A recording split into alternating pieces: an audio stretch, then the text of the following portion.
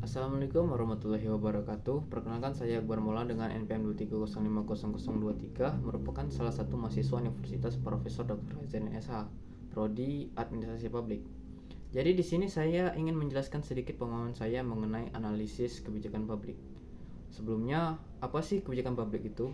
Kebijakan publik merupakan alat yang digunakan oleh pemerintah untuk mengatur, mengelola, dan mengarahkan berbagai aspek kehidupan masyarakat.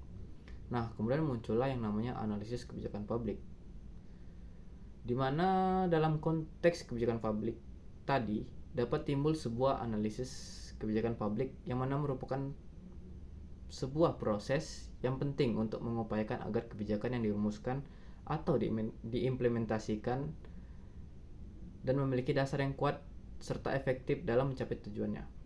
Proses ini bertujuan agar kebijakan yang dihasilkan dapat memecahkan masalah publik secara efektif dan efisien. Ada banyak definisi dari berbagai para ahli, diantaranya yang disebutkan oleh Dai. Dia mendefinisikan analisis kebijakan sebagai studi tentang tindakan pemerintah, alasan dibalik tindakan tersebut, dan dampaknya terhadap masyarakat.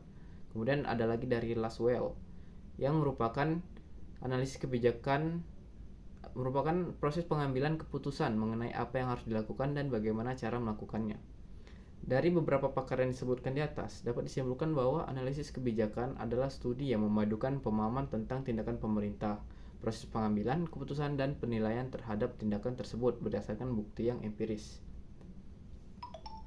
Lalu, apa sih tujuan analisis kebijakan publik? Tujuannya yaitu mengupayakan kebijakan yang dirumuskan dan diimplementasikan benar-benar efektif dalam menyelesaikan masalah publik yang kita hadapi. Kemudian dalam analisis kebijakan publik, berbagai metode dapat digunakan agar penilaian evaluasi terhadap berbagai alternatif kebijakan dilakukan secara sistematis dan komprehensif. Ada banyak sekali metode analisis kebijakan yang bisa digunakan, seperti analisis cost benefit, yang melihat perbandingan antar besar biaya dikeluarkan dan seberapa besar manfaatnya. Kemudian yang kedua ada analisis cost efektif, yang dimana kita melihat biaya yang dihasilkan bisa sebesar apa dengan tingkat efektivitasnya. Penggunaan metode tersebut sangat penting untuk menghasilkan rekomendasi yang akurat dan relevan untuk menjalankan keputusan dari kebijakan publik. Setelah itu ada tahapan analisis kebijakan publik, yang dimana itu adalah serangkaian langkah sistematis yang dirancang untuk mengevaluasi dan mengembangkan kebijakan publik. Yang pertama itu dengan identifikasi masalah kebijakan, dimana tahap awal dalam menganalisis kebijakan adalah identifikasi masalah dari sebuah kebijakan tersebut. Kemudian yang kedua, formulasi kriteria penilaian. Setelah masalah diidentifikasi, selanjutnya adalah menetapkan kriteria yang akan digunakan untuk mengevaluasi. Kemudian yang ketiga, pengembangan alternatif kebijakan. Pada tahap ini, masalah yang telah kita identifikasi tadi kita kembangkan. Kemudian ada evaluasi alternatif kebijakan. Pada tahap ini, setelah dikembangkan tadi, kemudian kita evaluasi. Kemudian yang kelima ada rekomendasi kebijakan. Berdasarkan hasil evaluasi tadi, rekomendasi kebijakan yang paling efektif dan efisien mesti harus ditetapkan. Dan yang terakhir, pemantauan evaluasi lanjutan. Setelah kebijakan direkomendasikan, perlu dilakukan pemantauan dan evaluasi berkelanjutan untuk menilai efektivitas kebijakan dan apakah tujuan yang diinginkan bisa tercapai.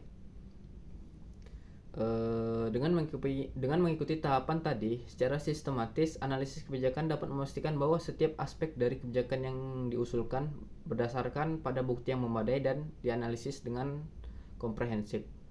Setelah itu ada produk luaran hasil analisis kebijakan, yaitu policy memo, policy brief, policy paper, dan masih banyak yang lainnya. Dengan memahami dan menerapkan konsep-konsep ini, kita dapat membantu menciptakan kebijakan yang lebih baik dan lebih efektif untuk kesejahteraan masyarakat. Mungkin hanya sebatas itu saja yang dapat saya sampaikan. Lebih dan kurangnya mohon maaf. Wassalamualaikum warahmatullahi wabarakatuh.